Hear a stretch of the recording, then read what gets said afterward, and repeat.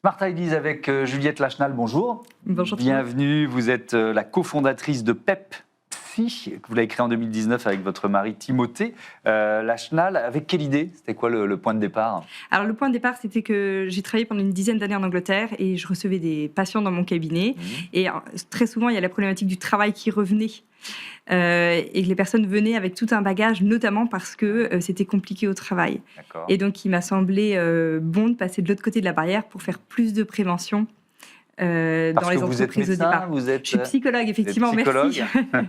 D'accord. Merci de préciser. Oui, effectivement. Avec l'idée de tester, je crois, le procédé pendant plusieurs années auprès de 35 000 volontaires un peu partout en France. Pourquoi vous êtes passé par cette étape? Parce qu'en fait, ce qu'on a voulu faire, c'était quelque chose qui était assez innovant, puisque c'était parler de questions de santé mentale, mais en vidéo. C'est-à-dire qu'habituellement, on va dans un cabinet avec un psychologue, on échange et il y a quelque chose qui se met en mouvement. Et là, l'idée, c'était de se dire, peut-être qu'il y a des choses qui peuvent passer par vidéo et que ça peut avoir un impact.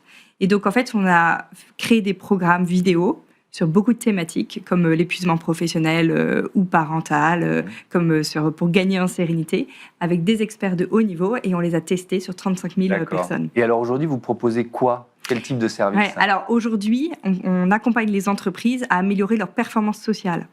Ça veut dire quoi? En général, c'est ce qu'on me demande. Donc, ça veut dire qu'en fait, on va les aider à réduire leur taux de turnover, leur taux d'absentéisme, pour avoir des équipes plus performantes et plus heureuses au travail.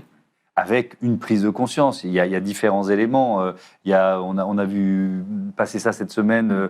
À partir du 20 novembre, les entreprises qui le souhaitent pourront signer une charte destinée à améliorer la santé mentale de leurs salariés. Et puis, on est dans une année de grande cause nationale de la santé mentale. Vous en sentez les effets de cette année grande cause nationale? Alors oui, effectivement, parce qu'il y a des entreprises qui étaient un peu fébriles d'aller sur cette question-là, en se demandant comment y aller. Il y avait encore un tabou qui disait, oh là, mieux vaut ne pas en parler, c'est ça? Oui, tout à fait.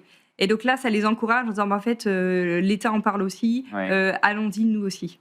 C'est-à-dire, pour vous, c'est plus facile quand vous démarchez des clients potentiels en ce moment parce qu'il y a la grande cause nationale? Alors, je dirais que c'est surtout... En fait, c'est les entreprises avec lesquelles on travaille, c'est des entreprises qui ont conscience, en fait, qu'il y a quelque chose qui fonctionne moins bien dans leur entreprise, qu'il y a des collaborateurs qui vont moins bien, des managers qui vont moins bien, des dirigeants qui vont moins bien, qui veulent faire quelque chose. Et donc, je dirais que cette cause nationale va plutôt les encourager. Voilà. Donc oui, on voit effectivement que ça les encourage. Avec ces chiffres, 13 millions de personnes qui présentent un trouble psychique chaque année en France, 53% des Français qui indiquent avoir connu un épisode de souffrance psychique au cours des 12 derniers mois. Est-ce que vous faites le lien, est-ce que vous le ressentez dans votre activité entre crise économique ou difficultés économiques et santé mentale au travail? Alors effectivement, on le voit de plusieurs manières. Dans l'entreprise, au sein de l'entreprise, quand l'entreprise va moins bien économiquement, ça va créer forcément du stress. C'est un facteur de risque pour les collaborateurs. Donc ça va créer du stress et ça va amener plus de stress. Donc on le voit de cette manière-là, avec une incertitude, avec des entreprises qui vont être en PSE, voilà, qui vont être en redressement. Et donc il y a vraiment cette inquiétude qui va naître là où parfois il y a des métiers où ils pensaient que leur métier serait là pour toujours et que leur poste serait là pour toujours. Donc ça, il y a cette vraie inquiétude.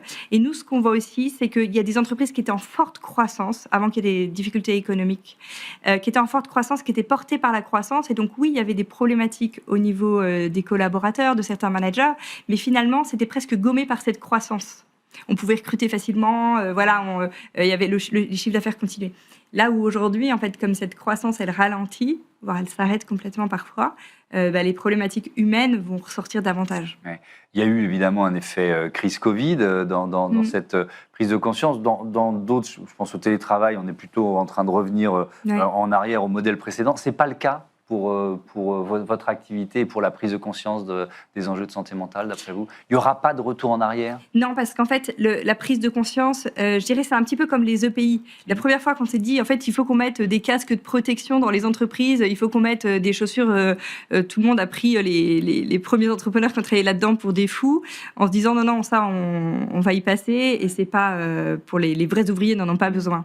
C'est pareil pour la santé mentale, c'est-à-dire que cette prise de conscience, il n'y aura pas de retour en arrière.